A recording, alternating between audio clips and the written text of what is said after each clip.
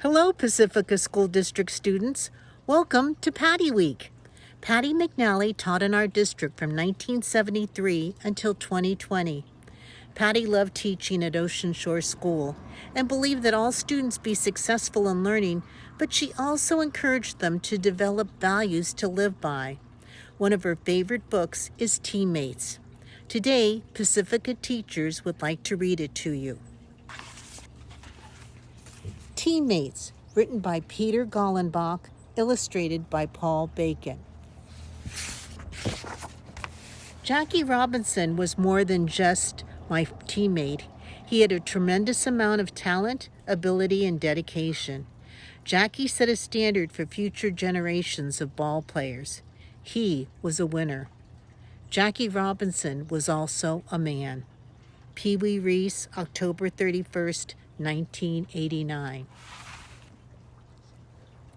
Once upon a time in America, when automobiles were black and looked like tanks, and laundry was white and hung on clotheslines to dry, there were two wonderful baseball leagues that no longer exist. They were called the Negro Leagues. The Negro Leagues had extraordinary players, and adoring fans came to see them wherever they played. They were heroes, but players in the Negro League didn't make much money, and their lives on the road were hard. Laws against segregation didn't exist in the 1940s. In many places in this country, Black people were not allowed to go to the same schools and churches as white people. They couldn't sit in the front of a bus or trolley car. They couldn't drink from the same drinking fountains that white people drank from. Back then, many hotels didn't rent rooms to Black people, so the Negro League players slept in their cars. Many towns had no restaurants that would serve them, so they often had to eat meals that they could buy and carry with them. Life was very different for the players in the major leagues. They were the leagues for white players. Compared to the Negro League players, white players were very well paid. They stayed in good hotels and ate in fine restaurants. Their pictures were put on baseball cards, and the best players became famous all over the world. Many Americans knew that racial prejudice was wrong, but few dared to challenge openly the way things were. And many people were apathetic about racial problems. Some feared that it could be dangerous to object. Vigilante groups, like the Ku Klux Klan, reacted violently against those who tried to change the way Blacks were treated. The general manager of the Brooklyn Dodgers baseball team was a man by the name of Branch Rickey. He was not afraid of change. He wanted to treat the Dodger fans to the best players he could find, regardless of the color of their skin. He thought segregation was unfair and wanted to give everyone, regardless of race or creed, an opportunity to compete equally on ball fields across America. To do this, the Dodgers needed one special man. Branch Rickey launched a search for him. He was looking for a star player in the Negro Leagues who would be able to compete successfully despite threats on his life or attempts to injure him. He would have to possess the self-control not to fight back when opposing players tried to intimidate or hurt him. If this man disgraced himself on the field, Rickey knew his opponents would use it as an excuse to keep Blacks out of Major League Baseball for many more years. Rickey thought Jackie Robinson might just be the man. Jackie rode the train to Brooklyn to meet Mr. Rickey. When Mr. Rickey told him, "I want a man with the courage not to fight back," Jackie Robinson replied, "If you take this gamble, I will do my best to perform." They shook hands. Branch Rickey and Jackie Robinson were starting on what would be known in history as the Great Experiment. At spring training with the Dodgers, Jackie was mobbed by Blacks, young and old, as if he were a savior. He was the first Black player to try out for a major league team. If he succeeded, they knew others would follow. Initially, life with the Dodgers was for Jackie a series of humiliations. The players on his team, who came from the South, Men who had been taught to avoid black people since childhood moved to another table whenever he sat down next to them.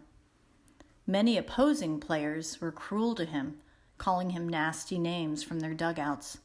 A few tried to hurt him with their spiked shoes.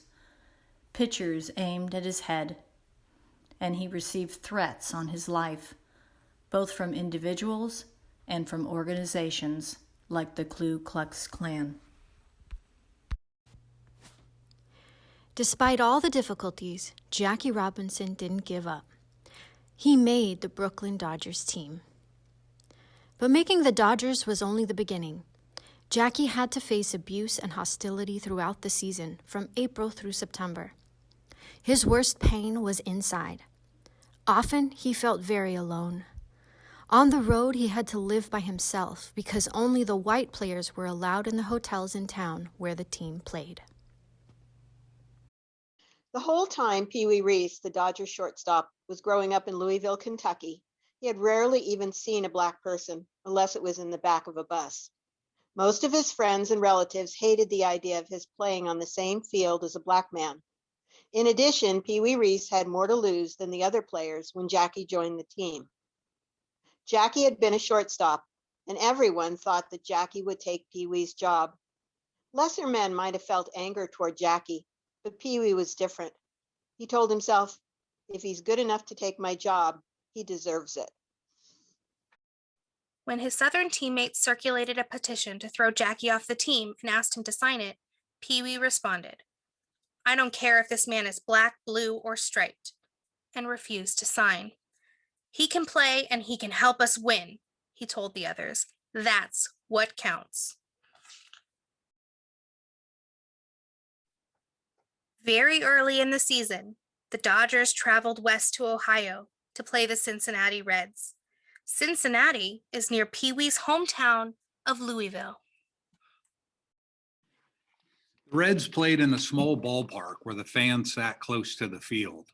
The players could almost feel the breath of the fans on the backs of their necks. Many who came that day screamed terrible, hateful things at Jackie when the Dodgers were on the field. More than anything else, Pee Wee Reese believed in doing what was right. When he heard the fans yelling at Jackie, Pee Wee decided to take a stand. With his head high, Pee Wee walked directly from his shortstop position to where Jackie was playing first base. The taunts and shouting of the fans were ringing in Pee Wee's ears. It saddened him because he knew it could have been his friends and neighbors. Pee Wee's legs felt heavy, but he knew what he had to do. As he walked toward Jackie wearing the gray Dodger uniform, he looked into his teammates' bold, pained eyes. The first baseman had done nothing to provoke the hostility except that he sought to be treated as an equal. Jackie was grim with anger. Pee Wee smiled broadly as he reached Jackie. Jackie smiled back. Stopping beside Jackie, Pee Wee put his arm around Jackie's shoulders. An audible gasp rose up from the crowd when they saw what Pee Wee had done. Then there was silence. Outlined on a sea of green grass stood these two great athletes, one black, one white, both wearing the same team uniform. "I am standing by him," Pee Wee Reese said to the world. "This man is my teammate." What values did you hear about in this book? Teamwork is definitely one of them. Patty McNally was the ultimate teammate with her passion and active involvement with her students, their families, her staff, her family, her friends, LSEA, Pacificans Care, and PEF. We hope that you will honor her memory. Make the world a better place by being a great teammate too.